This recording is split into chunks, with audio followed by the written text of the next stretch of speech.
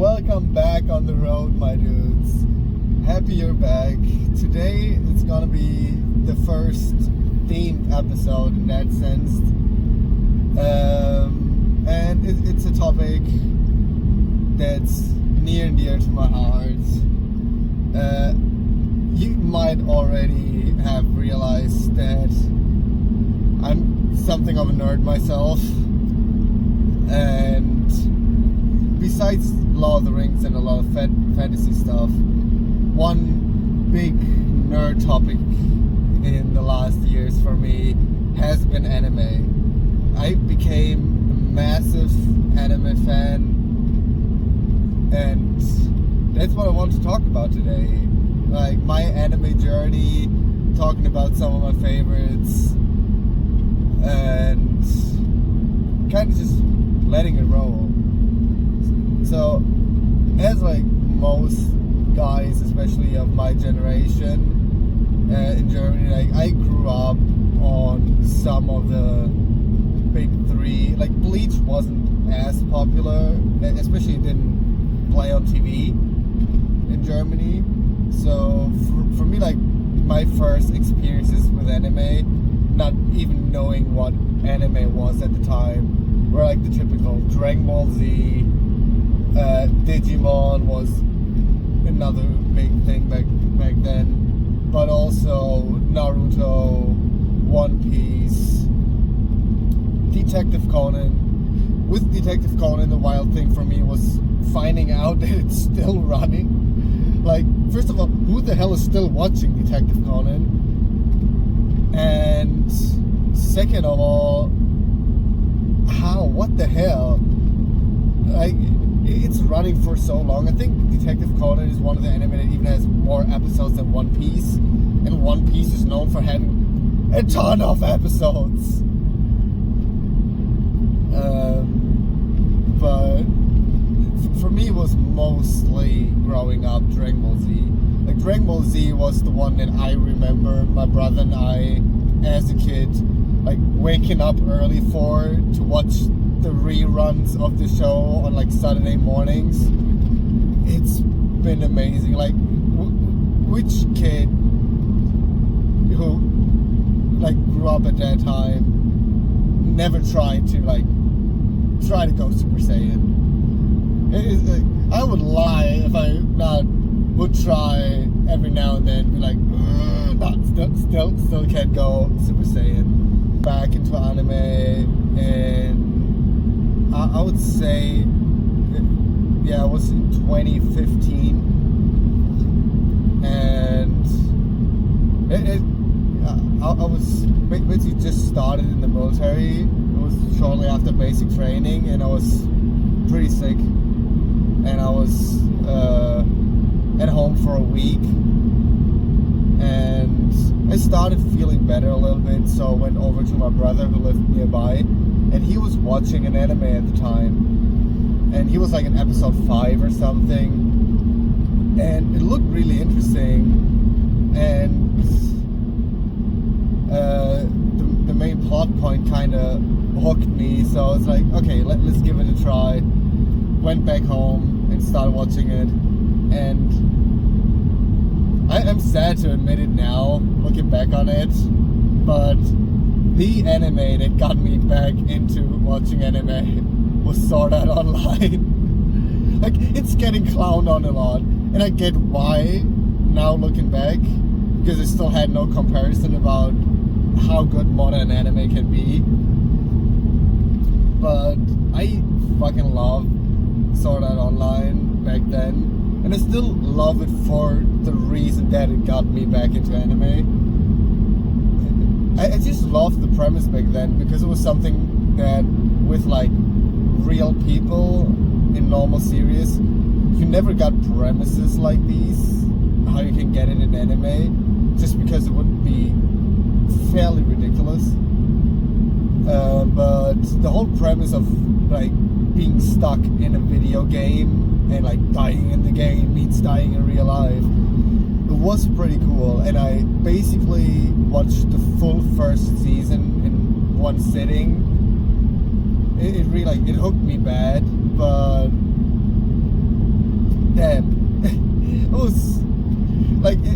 turns pretty bad pretty fast, and like the plot really gets worse.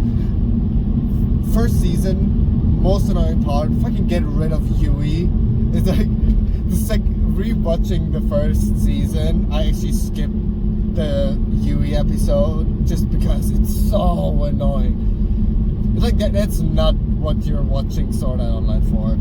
Like Sword Art Online, you watch it as it being that pure power fantasy of that OP main character and just going ham at it. It's cool to see, but you never really feel any real dread because no main character really dies. Like there's, you never feel the real stakes of the death game because you always know like he's gonna get out of it somehow, and then story-wise it really drops off. And for a show called Sword Art Online, they spend a ridiculous short amount of time in the actual game called Sword Art Online in the series. It's so bad. It's like out of the first season, that depending on how you want to look at it, the first season, if you look at it, would be until the end of Alfheim. But it's at the time when I started watching it, the first 48 seasons, so basically the first 2 or 4 seasons, how you want to see it, were already out. And it's the first 12 they spent in Sword Art Online.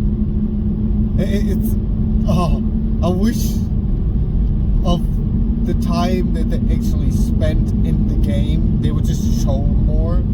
Because just story-wise, they spent like 2.5 years or something like that in the game. But it's only 12 episodes.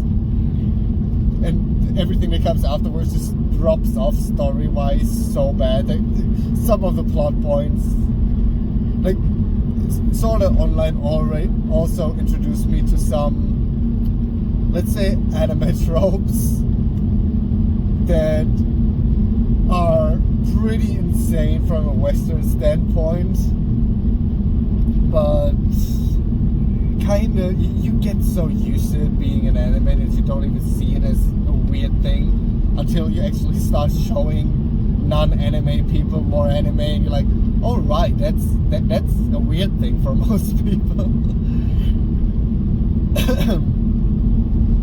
But yeah, it's like after Sword Art Online, I got into a phase where I basically watched nothing else but anime. It's like I'm still mostly watching anime nowadays, but at that point of time I had like a 3 years period where I literally watched nothing else but anime. And at that time I was still, I need to say it, but I think that's everybody's starter journey. I only watched dubbed anime at the time, so only with like German synchronization. But you see, German synchronization is a different game than English one anyway, because we do that for decades already with movie series. Basically everything non-German that gets popular in Germany gets a German synchronization. So we're pretty good at the game. Like our German voice actors do a great job most of the time.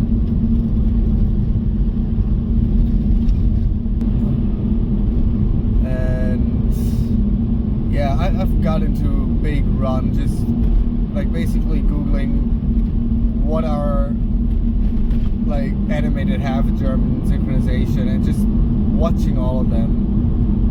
And like I've watched a few that still have a big place in my heart just for what they meant to me getting into anime, even though a lot of them, looking back, really are pretty mid if they're not pretty bad.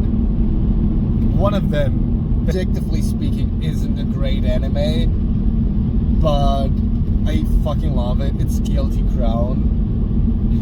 Guilty Crown was one of the anime that when I got into it and started talking to other people about anime, where I was like, that's one that has such a weird concept and premise of how the main character's abilities work that you just can't do in live action. Because he fucking pulls out weapons out of the hearts of people that represent like the characteristics and like the personality of the person, and it's so stupid. Just like the way it's like traumatizing for the people as well, that the first time they can't even remember it happening, but he literally just like goes in and blasts his hand into the body of the person, like pulls out that fucking thing.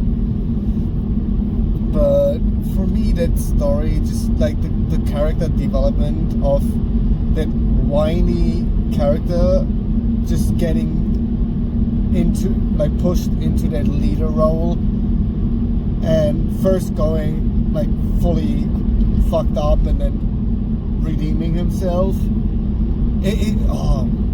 I don't know why. Like, the story has so many plot holes and dumb aspects, but I really loved it. And like, one of the main things for me was just I loved the soundtrack so much.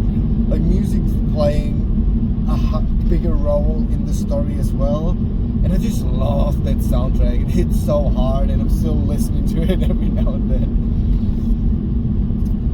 And like, coming off out of a lot of these like late 2000s, early 2010s anime that really pushed me, is like another of my first ones that I enjoyed was like Blood Blockade Battlefront.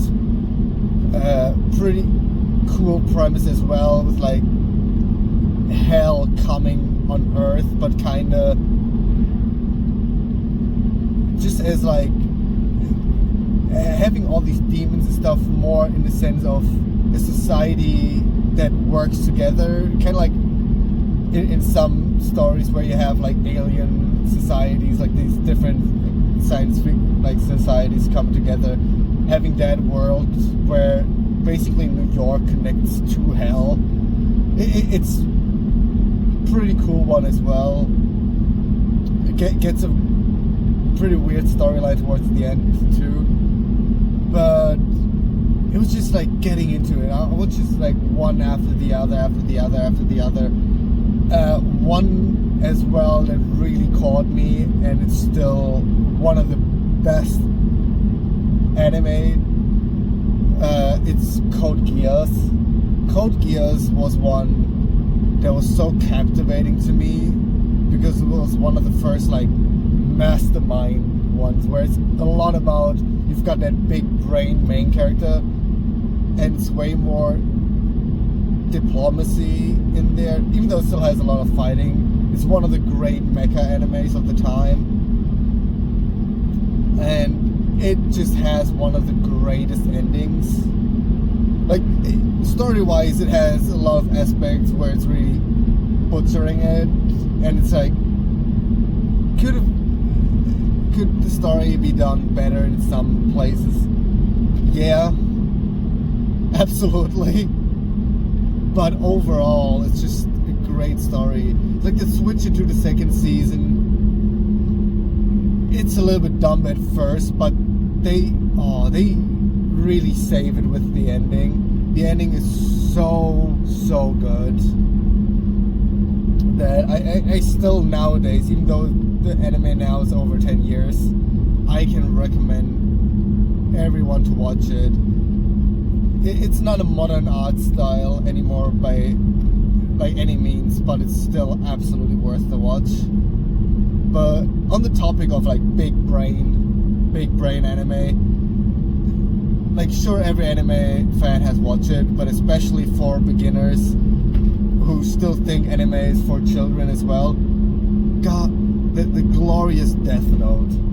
Death Note is one of the best beginner animes and overall one of the greatest anime storylines. It's just, the whole premise is the main character, Light, he gets the so-called Death Note. where if he writes somebody's name in it while thinking of the person, they die. As simple as it is. Like, it has its rules to it, and a lot of the series, especially in the beginning, is about the main character figuring out the rule. But it's all that cat and mouse game of Light against L, like the main detective, trying to catch him, and it's so great. It's such a good story. It has these insane like plot lines where it's all about thinking fucking 1,000 steps ahead. It's amazing. It's worth the watch, and it has one of the best anime intros overall. I always love it when anime intros don't go that typical Japanese pop and just go ham, because it has like 2 rock and metal intros. It's so sick. I love the series, and definitely, especially for beginners, a great watch, because I think it's overall 36 episodes, so nothing too long. That was especially in the beginning for me what I went for, were anime. There were somewhere between 12 to 48 episodes. And something that I also figured out pretty quickly was getting used to anime not being finished. Sadly, a lot of anime, if they don't do too good, don't get finished, because most of them are adaptations from their manga equivalent, and a lot of the times they just don't finish the manga or try to make their own ending if the manga is still going. For me, 2 examples of anime that just stopped basically and never got a real finish. One was Deadman Wonderland, which started off great, and then the last few episodes they throw up so many more questions, and then have that cliffhanger ending, and it never got continued. So it's still worth to watch, because I love the intro as well, and it's just a cool action anime with an interesting premise, but as I said, it doesn't have an ending. It just doesn't, which is a little bit annoying. And on the same thing, the one that sparked my journey to degeneracy with anime, No Game No Life. No Game No Life is fantastic for all the wrong reasons. It's another big brain one, but it's just, it has every trope basically you could think of an anime that makes it completely degenerate. It has a lot of hypersexuality. It has a way too weird relationship between the 2 sibling main characters, and like it has a lot of these main tropes of the main characters just being way too powerful in their own sense. But I still love it. It's only 12 episodes. Like, it's probably never gonna get continued, even though it has a big fandom. But for me, that one really started like getting used to and accepting way too many of these anime tropes that are just way too dumb and way too fucked up sometimes. But I don't know how they make it so funny. And it's such a cool premise, because it's all playing in a world where there can't be any physical violence. Every conflict has to be solved by playing games against each other. And it can be like any type of game, from rock, paper, scissors to chess, to whatever they can think of. Everything the players agree to as a game is possible. So it's sick. It's fun. And one of my favorite anime from that era that really was like the first amazing story that caught me. There's a reason it's still one of the best anime of all time on my anime list. It's Fullmetal Alchemist Brotherhood. And with that one, I was really happy that before starting them, I already knew I should start with Fullmetal Alchemist Brotherhood. Because with Fullmetal Alchemist, that was one of the main examples where the manga wasn't finished and the first anime made that was just called Fullmetal Alchemist needed to do an anime original ending, and they diverged off the main story towards the end. And the normal Fullmetal Alchemist is 48 episodes, Fullmetal Alchemist Brotherhood is 64. And Brotherhood is the one that's closer to the original anime story and definitely has the way better ending. But I love it. It's such an amazing story. For me, especially having a brother, related to a lot of the main aspects of the two main characters a lot and the journey they take. And for me, Fullmetal Alchemist was always the perfect balance between progressing the stories and characters, but still at the same time always giving you the satisfaction of unveiling one mystery, but then giving you a new one, and having that really nice progression of the story. And also, it just wraps up so nicely. It has such a great ending that you really, like, it's ending and you feel satisfied with how everything turned out. I just love that story. Every character gets kind of like the ending they deserve, and it's great. And also for how childish and childlike it starts as like that typical shonen, it gets pretty dark pretty fast and has a lot of really dark episodes and topics it works and like talks about in the story. It's a great one.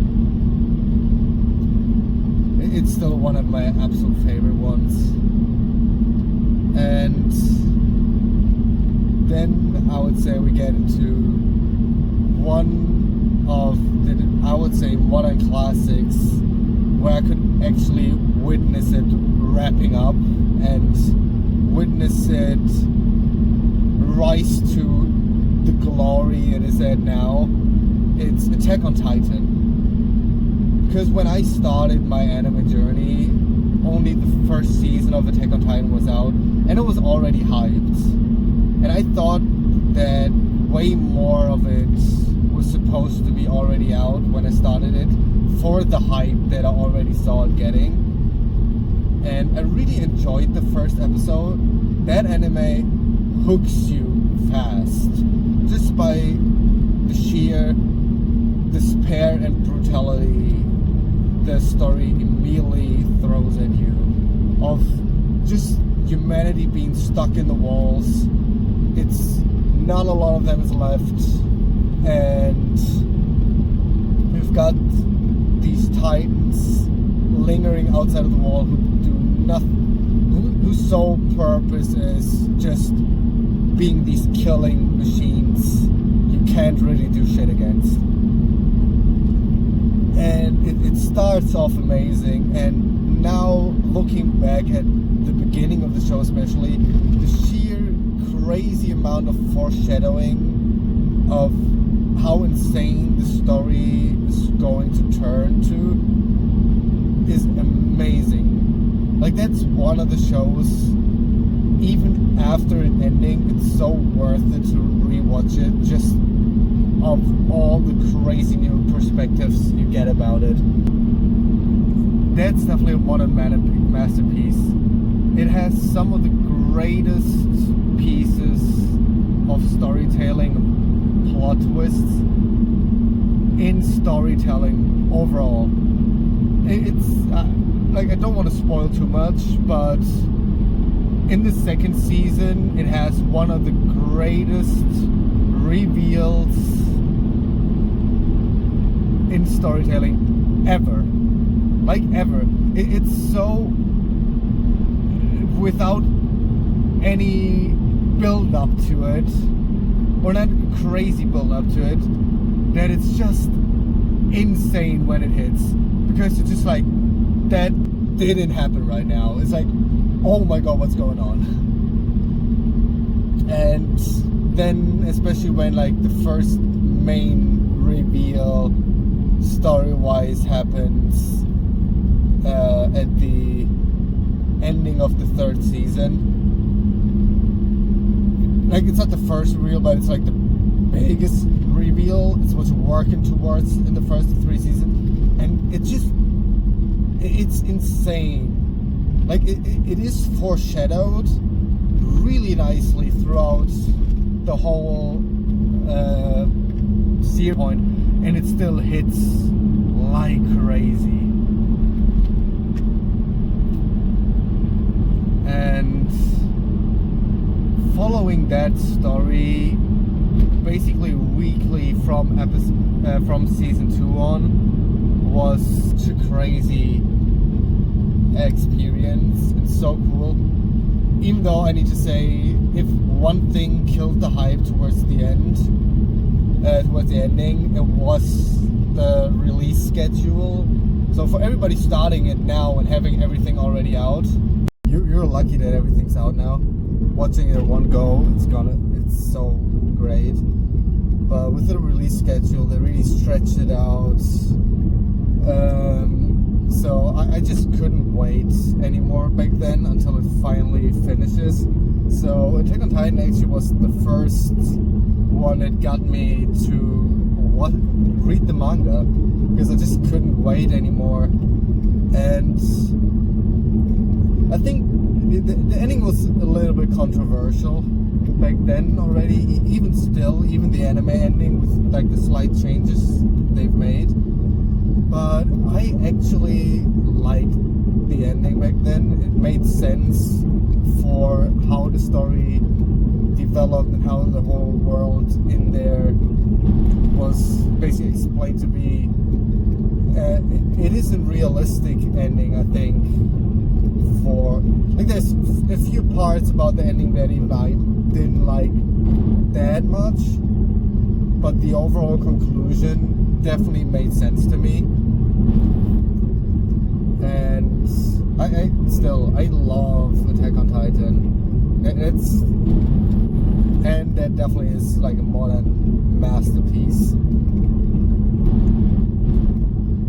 And I think that's gonna be the topic for the next one, is my favorite like modern anime. Like, what am I watching at the moment? What have I been watching in like the last year or so? There's still so many more anime I can talk about. So I guess I see you in the next one. Thanks for watching. Bye bye.